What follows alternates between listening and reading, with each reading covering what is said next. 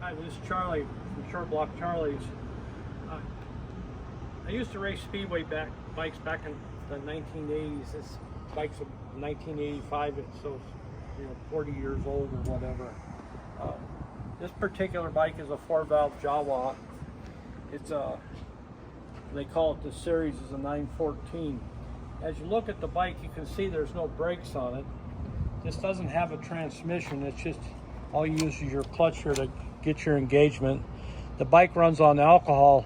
This particular bike does not use oil in the frame like the earlier 2 valves.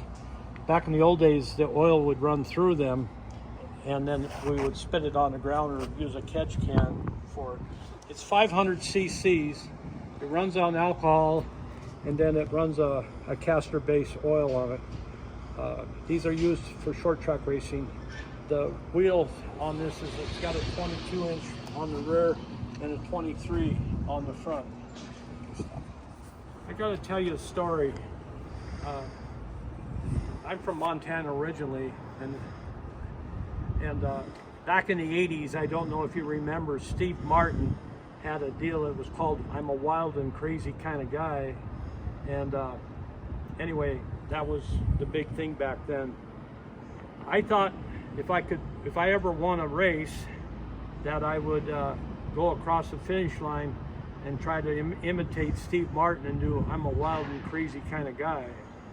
Anyway, believe it or not, the first race, the main event, I won up in Montana. And so going across the finish line, I tried to do the Steve Martin and shake, and then I took my hands off the handlebars. And the big problem was I took the kill switch off. And what happened to me next is the bike started flipping, somersaulting down. I totaled one of these bikes out. And you got to remember, there's 3 more guys coming from behind me, and I'm just lucky that none of them hit me. So I don't do this wild and crazy kind of guy thing anymore. Thank you.